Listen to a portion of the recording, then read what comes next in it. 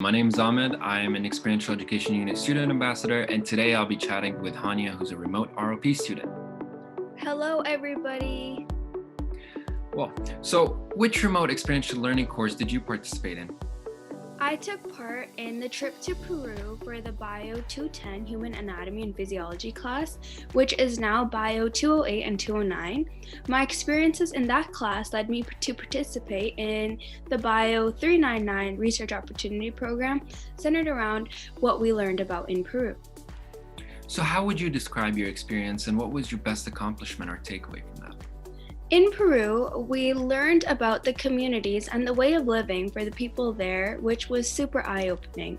One thing we focused on was the relevance of plant-based medicine in Peru, and that further inspired me and my peer group that went on the trip to focus the research opportunity program around this.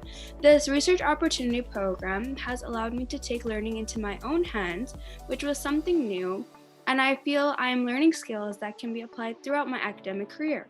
Initially, the research freedom was a bit overwhelming as we had to guide our own project, but with guidance from the professor, it's now going great. So do you have any advice for students who are considering enrolling in a remote experiential learning course? Yeah, I would highly recommend finding something that you are passionate about and taking little inspirations and building on them through other experiential learning opportunities. The Research Opportunity Program has helped me advance my journal reading skills and literature review skills, so I would highly recommend that students complement their undergraduate degree at UTM with the Research Opportunity Program. Thank you, Haania. And if you'd like more information, please visit our EU website.